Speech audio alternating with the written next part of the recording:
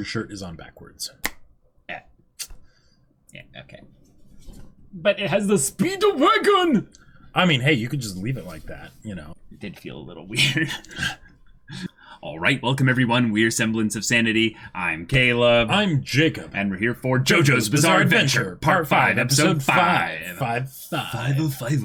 And we're going to meet Bruno Bucciolati's squad. His gang within the gang. Yep, his gang of ne'er-do-wells? Yeah. Or potentially It's all the people in the OP and the ED, so... Right, exactly. All their wonderful designs. Oh my god, their designs! Their stands as well. That would be really cool if they basically had a point of just like, hey, let's just talk about what our stands can do. Yeah, it's like, oh yeah, by the way, I'm so-and-so. My stand can do blah, blah, blah. I have a remote control plane. It has a range of 400 meters. It has a battery life of 2 hours. And I'm a photographer, and I put a camera up on my stand and just... Look at my pictures, you know? It is a bomb bay that can hold 2 grenades. I just love to see how the character interactions work, given that they're all going to be on the not lawful side of things, probably. Right, and there might be some differentiation between who will actually be capable and willing to work with them or not. Right, exactly. And how they'll be incorporated into Giorno's dream, and specifically with, like, figuring out, like, kind of the manly, like, hey, you think you're top dog? You think you're the, kind of that, like, some bumping of measuring. Shoulders. Yeah, some stand measuring, you know? Exactly. I kind of want to see how that plays out. And then, which one is going to, like, immediately like Giorno? They're going to have different reactions and stuff. That could be kind of fun. Maybe before they can trust him, they'll have to have an experience of fighting gold. Oh, yes. I could have made it. I could have said a golden experience. Why didn't I do that? Yeah, but it would be much better. Gold experience. Gold not experience. Gold experience. Whatever. Yeah. But y'all, without further ado, let's get into this. Passion.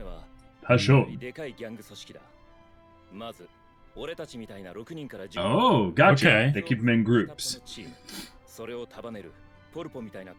Capos, yes. Wow.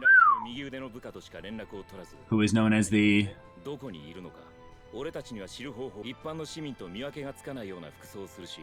Really?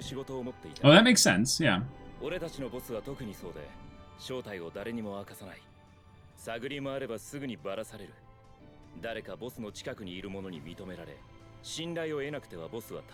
we have to become legends, to become gang stars. Indeed.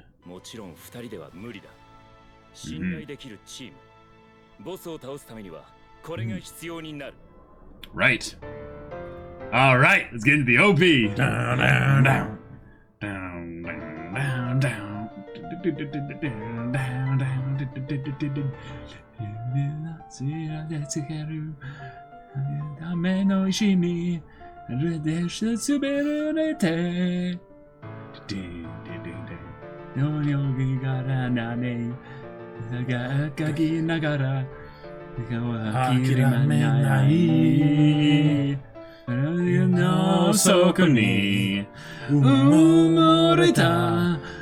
Kibono kakera tachi Koko no te de mitsuke dasu sa Sekai o kaeru tame ni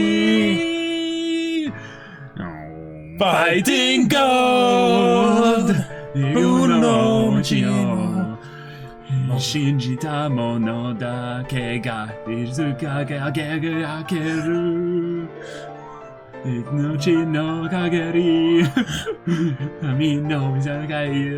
Yeah, I can't do it.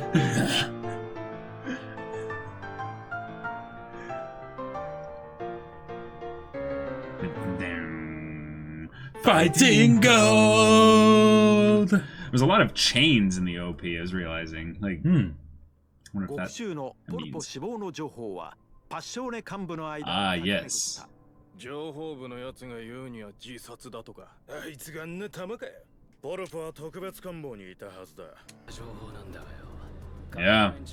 Now, Giorno was the last person to be in contact with him, so... Oh! Wow. Why did he not care? Oh. 宇宙の果てを知らねえようにそんな噂知らねえ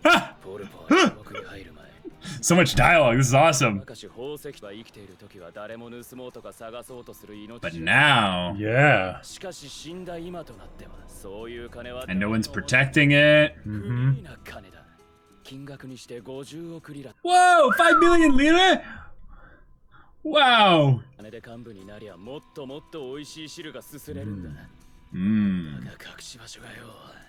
Someone's got a star on the bands, you know. Oh, so he must have had help, which means that it's probably very guarded and stuff. Oh.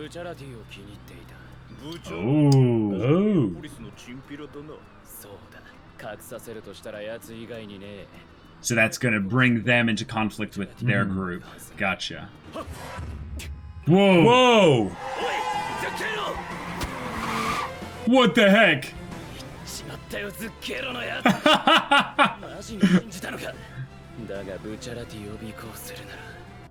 Dang.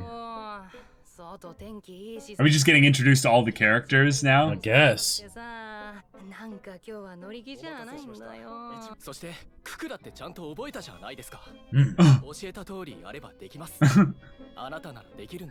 How young are these characters? Multiplication tables.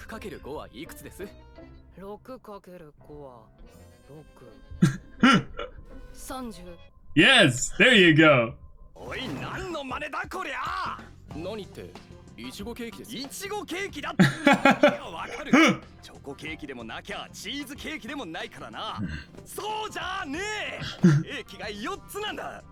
この俺に死ねっつの。4つのものから1つ選ぶのはええ。Oh, okay, okay, yeah. から選ぶのはいい。3つのものから選ぶのもいい。だが4つのものから選ぶとよくなまれて。1匹もらったやつが。その猫に目ん玉引く。Oh my god! なくしたのを知っている。もちろん後でその猫はな。Naturally, Yeah, that's what you do. 誰かはいずれ4つの中から選ぶ羽目になるんですよ。そこなんだ。Yeah, yeah, yeah. いう場合はレストランが気を利かして3個にすべきなんだ。There we go. He just made it. He just solved the problem. He was like thinking about him, so he can actually hear his ranting and stuff.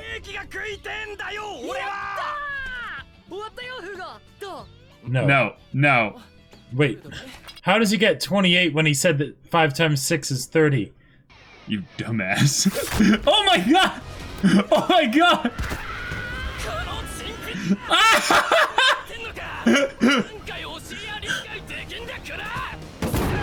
Oh my gosh!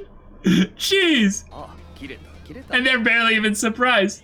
Yeah! How could it be less than that?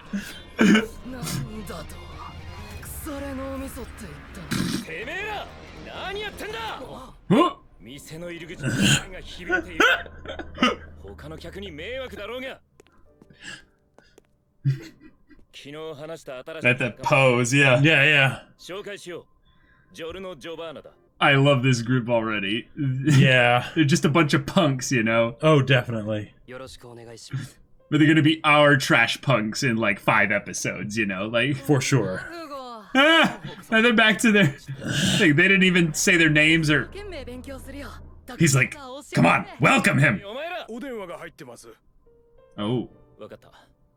お前ら、ちゃんとジョルノ Yeah, yeah, proper welcoming. ジョルノ、すぐに。 Wait, what was he doing with the teapot? It's gonna be a hazing, more like. 紹介でもしていてくれ。わかりました。 Whoa. Did he just piss into the teapot? Yeah. どうかされましたか？いや。ブチャラティ、ちょっといいか。Aww. メニーニさんじゃ。 Miss Manini. どうされました？ Aww. 見てほしいことがあるんだよ。 No. You're getting led away slowly from the group. Uh-huh. Oh, That's it's disgusting. steaming. They're like, oh, あんた年いくつ？15です。 15. なんだ、俺よりに。 You're 17? And piss doesn't look like tea.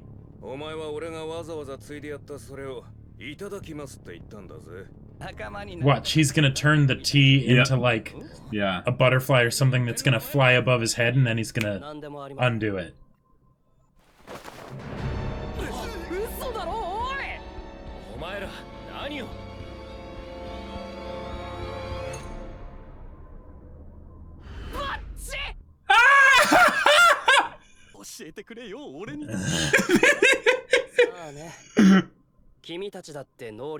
Oh, nice. Nice. So what did he do? 体質の 98% を水分で構成するクラゲに変えて吸い取らせた。But when his This tooth is awesome. turns back to being a tooth, Well, where's he the can, piss gonna go? yeah, he could spray it back at one of them or something like that. 出かけるぞ。え、どこに？ついてくればわかる。急げ。Okay. ブチャラティ元気？あ、ブチャラティさん。Ah, Bucciolati is very well liked. Yeah. ブチャラティ、彼女は私の親友。 So she was attacked. She has the bruise. 息子が彼女を殴ってる Oh. んだよ。 Oh. 優しい子なんです。 Oh, normally. 麻薬。 Oh. ブチャラティ、私はこの守ってくれるんだよね、ブチャラティ。 Oh. 私たちの味方だよ。 Bucciolati seeing the effect Yeah. that his gang has on Yeah. sweet old ladies like this. He's like, oh. You have medical insurance for your grandson, right? Because I'm about to beat him within an inch Yeah. of his life. Yeah. これから借りる。 Okay. even a rental's got to be expensive. Yeah. 頼むからあの4番の船だ。 Wow. That's his gimmick. Just he's paranoid about unlucky things, you know. とりあえず3日間のレンタルで頼む。いくらだ？いえ、ブチャラティさんからおいただけませんよ。 Dang, that's respect for the Yeah. gang. Holy crap. 会計頼むぜ。 Ha! The goober of the group. Yep. Okay. Look Nice. into. Just casually, let's just rent a yacht and do our work there. All right. It was gorgeous. Yeah. Oh. Woo! Okay. That Look was a at this. transition. Yeah. 気持ちいいですね。お前さ、確か飲み物買ってたよな。 Yeah, give me some drinks, man. ほら、スパライト。ほら、 Sparaito. Spotlight. Yeah, yeah. 透明だからよ。あ？ほいよ。ありがとう。いや、ありがとう。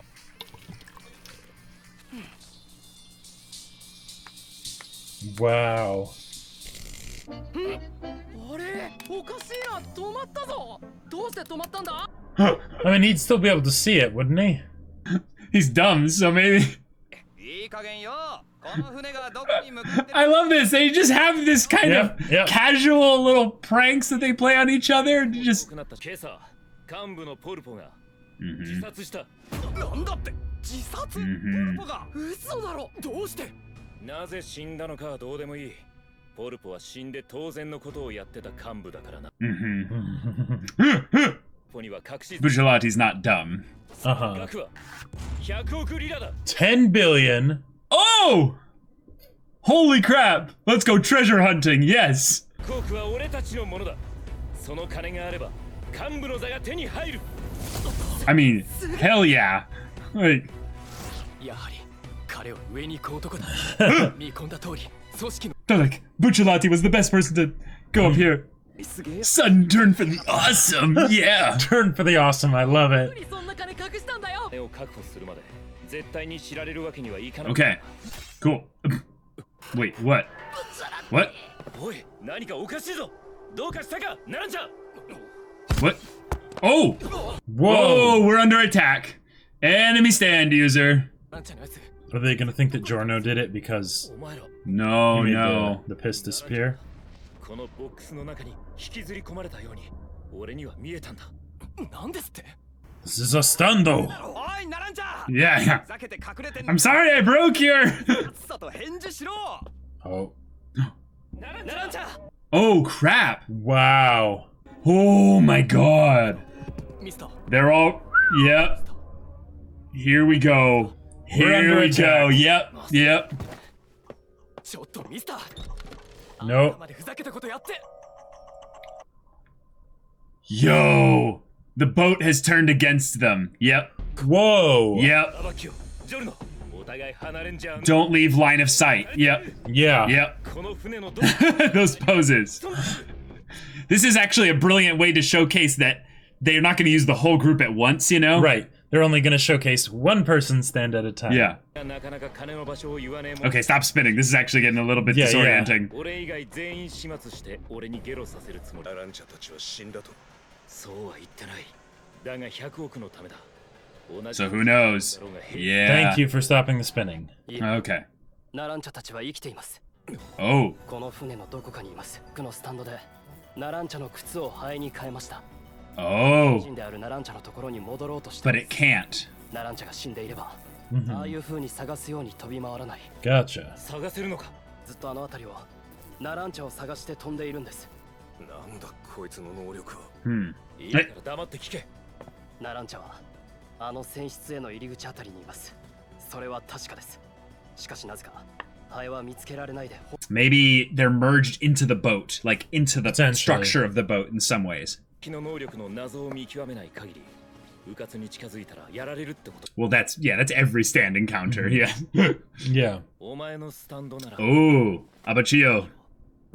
ああいうやつは。 Oh, what's your stand? Yeah. 倒せる。あなたの能力で謎を解けるんですか。俺の安全に関わることだ。俺はこんな信用できねえやつの前で自分のスタンド能力を簡単に見せるわけには。Oh. ブチャラティ、お前はこいつのどこを信用してるのか知らねえが。 Yeah. こいつと仲間になんか。 Not yet. 敵は下の船室のどこかにただ隠れているだけさ。今見つけ出して俺がぶちのめしてやるさ。謎を解かなければ近づいただけで確実にやられます。やかましいぞ。 Oh. このジョルノ・ジョバーナには夢が。 Oh. Time to monologue. And his theme music. Here we go. 解けるんですね。お願いしますよ。 Oh. Oh, there it is. Oh. ジョルノ。 What? ジョルノがやばい。アバキオ。 Oh, he's like, it's my turn. クレイジーな野郎だな。どうかしてんじゃねえのか。 All right, all right. Okay. A boat siege. Okay, we All right. have our squad, really do. our group here. And I gotta say, they are already one of the most entertaining squads that we've ever had. Maybe the most. Yeah, they're very like simple right now. Definitely. But they've got their charming, I would say, abrasiveness. You know, right. Their dysfunction. Their dysfunction, Right. exactly. Which makes them very entertaining to watch because I feel like we've had so many protagonists that are so serious. You know? Yeah, serious or I guess it's something where when you have those serious characters, then they need that level of like emotional complexity for the motivations and stuff in order in order for me to really like care about them, right? Whereas with these guys, they're just fun, right? They're just a bunch of goobers. They're just really fun. They're a bunch of goobers, right? And because of the dynamic of the fact that they don't trust Giorno, right? They're a bit antagonistic while being still on his side, kind of. Right. That makes for some very dynamic interactions. Right. So I still want to know how he got rid of the pee that was in the jellyfish without accidentally getting some of it in his mouth, but that could be maybe for another day. Yeah. If anything, it's pretty impressive though that his whole charm is that he's like, oh, this is obviously them trying to make me drink piss. Right. But rather than kind of, getting a one-up on them, I'll make myself seem so mysterious and awesome by being able to do a thing. And then even if some of them are like, okay, whatever, you think you're so hot, at least one or two of them will be like, what? No way. No way. Did you really do that? Come on. And tell me at least, Right. And it's not the same as if he had basically thrown it back on one of their heads, because then that would have actually caused some antagonistic relations, shall we say. Right. Yeah. So Giorno, good job. Good job. But Abacchio or Abacchio, whatever we'll end up calling him there. It sounds like they don't pronounce it with the ch, but it's with the k. So Abacchio is the one that is currently doubting Giorno because suddenly, Polpo's dead. Oh, now we're going for his treasure. Now we're suddenly getting attacked. Well, there's a new person here. If I was Abacchio, I would put 2 and 2 together and be like, no, I think this guy's being a little bit shady right here. So let's keep him, in front of us. Like, let's not let him, slowly split the party up even more. Right, especially considering that he isn't one of the people that's been taken. Right? Yes, that exactly. Half the people there have been disappeared already. Like that. And that he's still around. Yeah. That's something that I would be a little bit suspicious of. I would be too. Yeah. So it's understandable. But Bucciolati is a good guy. Yeah. We see a lot about him that makes us go, okay, he is not only a good, leader of their group. In some ways, he's not the best leader because they're still a dysfunctional group of punks. Yeah, he's herding cats. Yeah. But the idea that Bucciolati has like old grandmas that are like, hey, would you be willing to give a stern talk to my son? He hit me. Johnny's doing drugs and and he's changed. And I need you to give a stern talking to him. Absolutely, Miss Menina or whatever. And yet at the same time the realization of this is my gang doing this. Yeah. Ay. Now, here's something that I really like about this. Like, Giorno didn't tell Bucciolati what he did to Polpo. Correct. So, there's this little bit of Bucciolati being like, okay, Giorno, we're going to need to talk about this at some point. When he's telling the group, like, this is what happened, after they've left the, general area of the city, he has the shadowed kind of look over at Giorno, because Giorno has his eyes shadowed. He's like, okay, all right, this isn't a problem for me, but you didn't tell me about this either, right? So we're gonna need to make sure that this isn't a problem in the future. Because if this guy's got ambition and he's willing to just like that kill someone in the gang, he's going to need to make sure that Bucciolati isn't going to be on his list at some point. Well, and to one extent, the fact that they're wanting to climb their way through the gang and basically take it over and kind of take it a new direction, right? Right. That is very much something that is antagonistic to the gang itself. Right? Yes, I don't think he has a problem with the antagonistic towards the gang. I think it's the trust dynamic of them. Yeah. Right, exactly. Being on the same page. Because the idea that they'd go up against the gang, that's a given, right? But yeah, the idea of, you orchestrated his death. That seems like suicide. It's like, dang, that's scary. That's scary. Oh, and you didn't tell me that you were doing that. You just did it. You just did it. Yeah. Okay. And yeah, it's a combination of, okay, I might have underestimated you a little bit. 2, in a positive way, you might actually be able to pull this off. 3, holy crap, that's scary. I don't know how you did it. Right.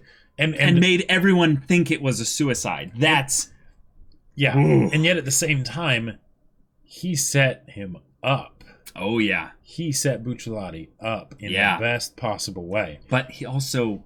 Okay, yes, in the best possible way. Because now he can go get the money. He can use that to become a capo. Like that's quick ascension right there. Right. Maybe that wouldn't be the best idea, given the fact that then that could cause suspicion. That's my thing, is that he also potentially, because Bucciolati was the one that might end up gaining the most out of this, the gang is going to look at Bucciolati with a little bit of a, he dies, you immediately replace him.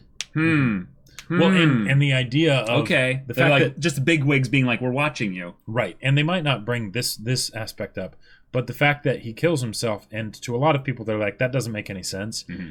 And Giorno was the last person to see him, to visit him, like that's something that I feel like, unless he gets visitors all the time, which he very, very well could. I'm pretty sure he would get an infrequent but a good steady stream of visitors. Right. But the idea people joining. But the idea that it's the new guy, and this new guy shows up and is connected to Bucciolati, if anything. That's and another connected thing. to Bucciolati, and then he kills himself.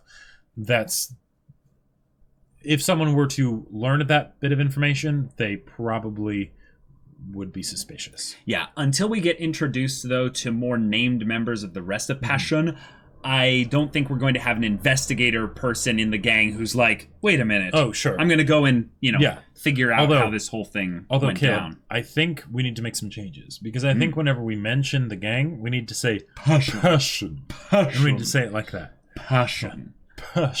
For the gang, passion. In order to infiltrate, passion. Yes, in order for Giorno to work his way to the top of passion. Yes, indeed. He needs to have a lot of passion. Because Giorno definitely wants to be on top. So now we're in this situation with, at sea, on a boat, with we're under siege from a stand user that's attacking them. This feels very part 3. Very part 3.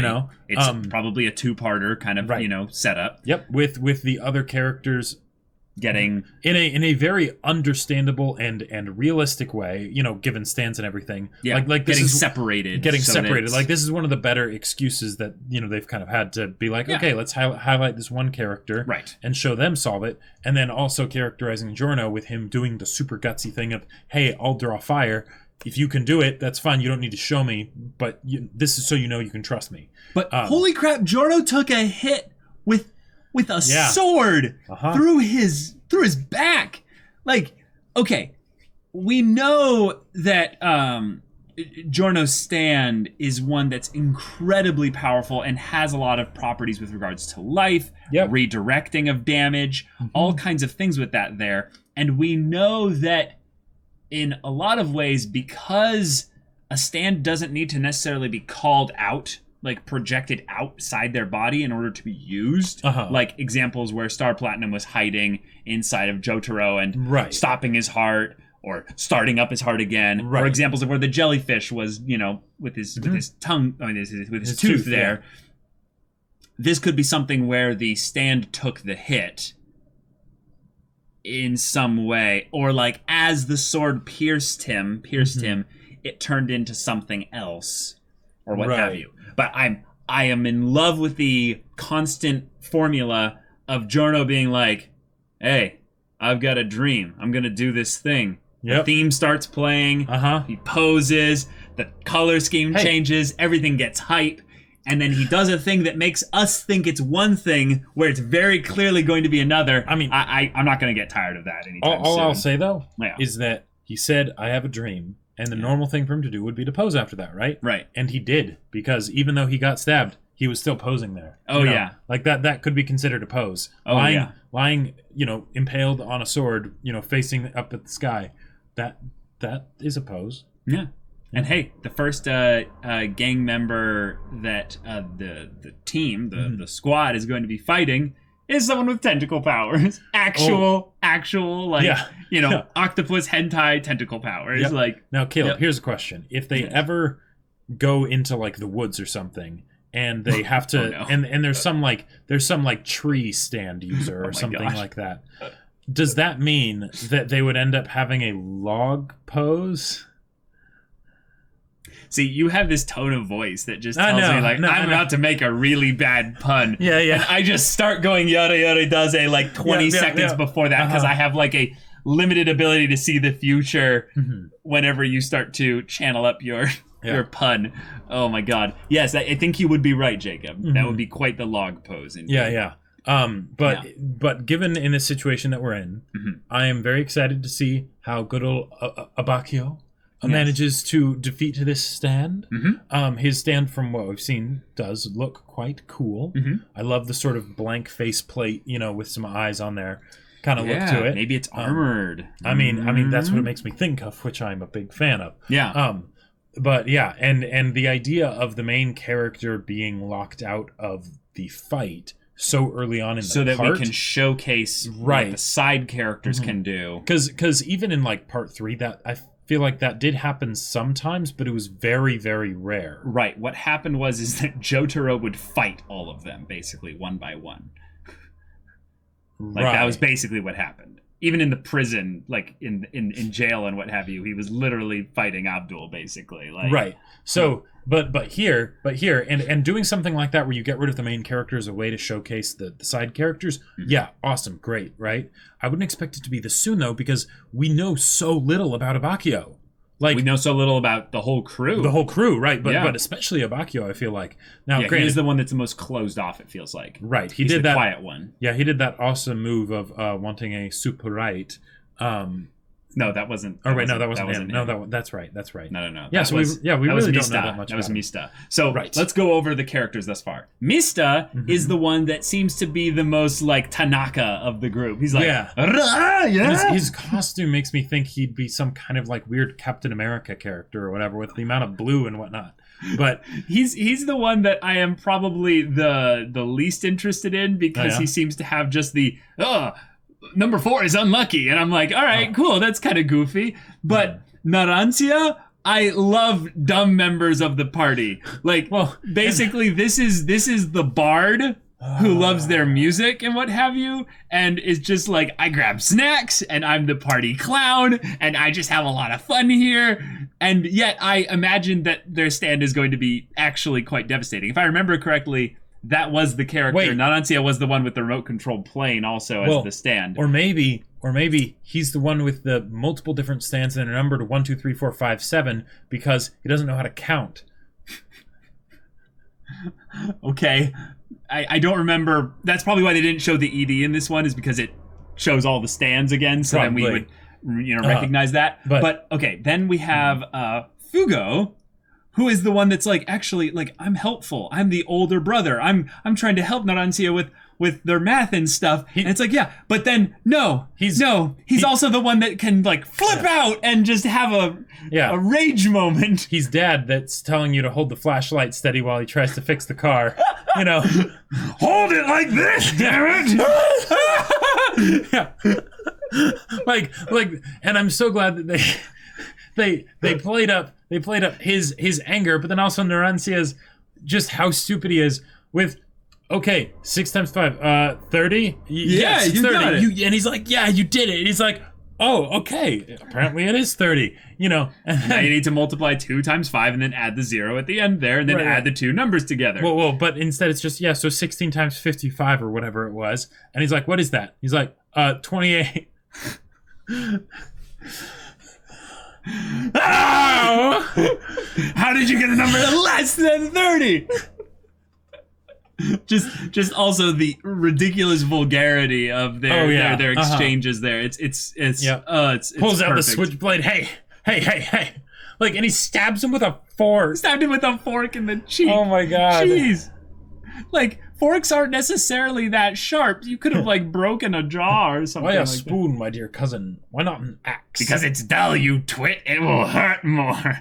Man. But then we also have the brilliant little like subtle moments for the characters and stuff where Abakio is realizing that Mista is freaking out about the number 4 based on the number of strawberry, basically cake slices that were sent there. So then, to alleviate the problem, while he's listening to his music here, or maybe it's just like meditation stuff like, or it's just so that they don't talk to him. Right, exactly. Yeah. There's like nothing playing there. Right. He walks over, takes a slice of the cake, goes over and sits down, completely alleviating the problem. And doesn't tell them that he's doing this. Doesn't say anything. So it's just a fun little touch. Yep. Then you have later the other part where Mista is basically like, hey, give me one of those drinks you buy. He's like, you never pay me for them. It's like, just come on. And then he's like, okay, now hold this. And take it out. He's like, hey, yeah, sure. And he's just like, hey, he's so dumb. This will be easy.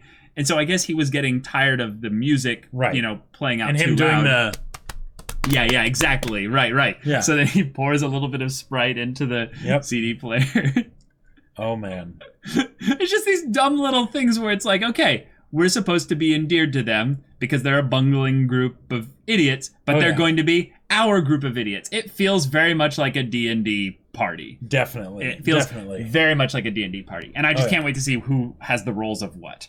Like, if anything, we just know Bucciolati's role, in that he's basically like the herder of a bunch of cats. Right, he's the mom of the group, I guess. Sure. Like, yeah, exactly. Yeah. I would say it's more of right now the petulant older brother, but it does have the mom or dad kind of thing of, don't make me pull this car over,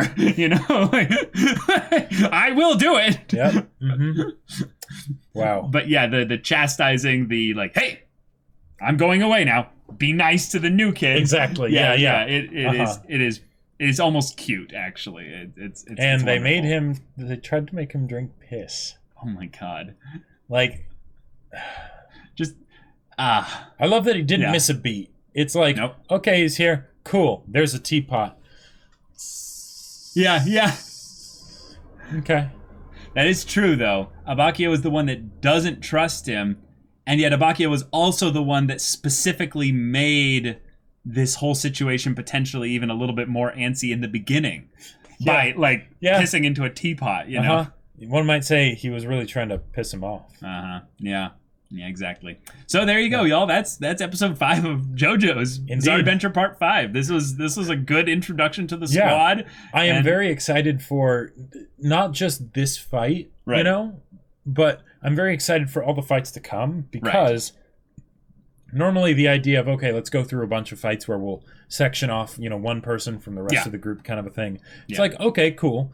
But I'm actually excited for that now because these characters are so colorful. I want to see how they get showcased. Right.